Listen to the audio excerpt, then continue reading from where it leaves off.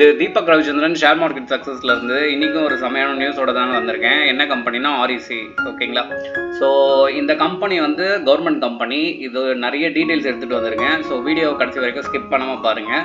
என்னென்னா fundamental news, technical, அப்புறம் இந்த கம்பெனி என்ன பண்ணிட்டு இருக்காங்கன்னு சொல்லிட்டு A to Z ஃபுல் அனலைஸும் நம்ம இன்றைக்கி பார்க்க போகிறோம்.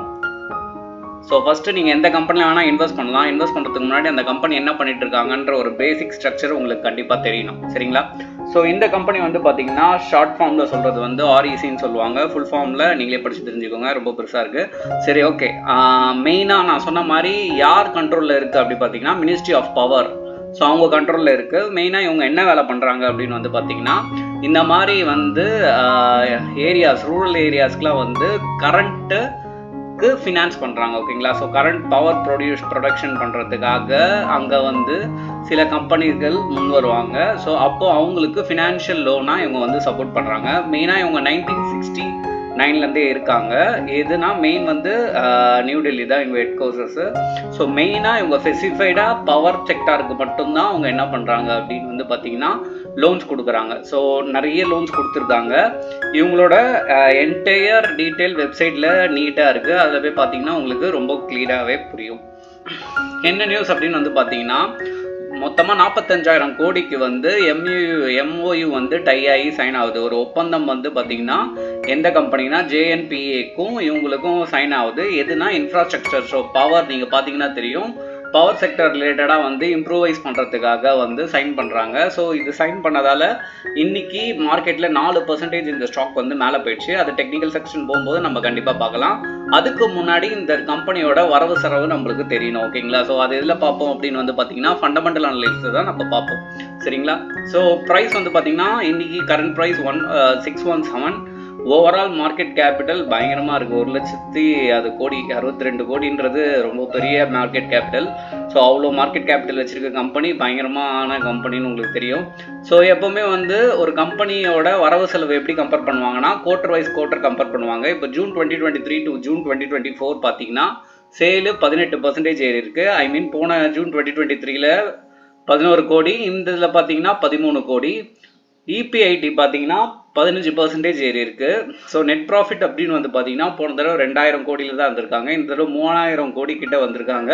ஸோ அது 17% இன்க்ரீஸ் ஆயிருக்கு. ஸோ சிம்பிள், கம்பெனியோட வரவு செலவு எப்பவுமே வந்து பாசிட்டிவ்ல இருக்கணுங்க. ஓகேங்களா. பாசிட்டிவ்ல இருக்கணும். பர்சன்டேஜ் வைஸ் போன இயரோட இந்த இயர் கொஞ்சம் அதிகமாகவே இருக்கணும். இருந்தால் மட்டும்தான் அந்த கம்பெனியில் நம்ம தைரியமாக இன்வெஸ்ட் பண்ணலாம்.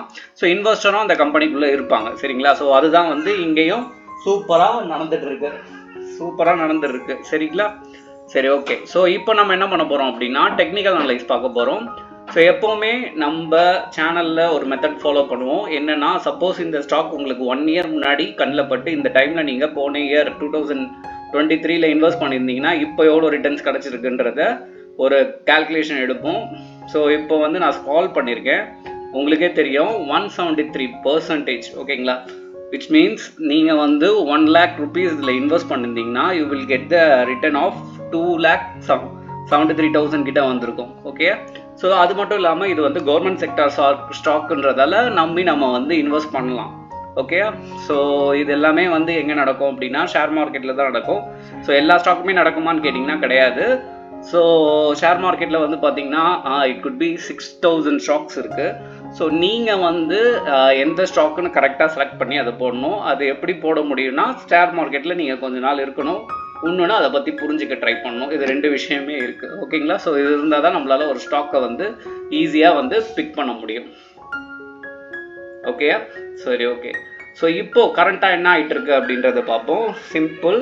இப்போது இந்த ஸ்டாக் வந்து பார்த்தீங்கன்னா ஒரு ஹரிசாண்டல் லைன் 2 பக்கமே வரைகிறேன். ஒரு சப்போர்ட்டு ஆஸ் வெல் அஸ் ஒரு ரெசிஸ்ட். ஓகேங்களா. ஸோ மேலே வரைஞ்சிருக்கிறது ரெசிஸ்ட்டு, கீழே வரைஞ்சிருக்கிறது சப்போர்ட்டு. இதை வந்து இந்த கேண்டில் வந்து புல்லிஷ் கேண்டிலாக இன்றைக்கி ஃபார்ம் ஆகிருக்கு. ஸோ 4% மேலே இருக்குது. இது பிரேக் அவுட் நடந்திருக்கு இந்த நியூஸ் வந்ததுக்கப்புறம். சரிங்களா. ஸோ ஃபர்தராக எனக்கு தெரிஞ்சு அடுத்த சப்போர்ட் வந்து பார்த்திங்கன்னா இந்த ரீஜியனில் இருக்குது. ஸோ மேபி 247 அது ட்ராவல் ஆகிட்டு அதுக்கப்புறம் மேலே போகிறதுக்கும் சான்ஸ் இருக்குது.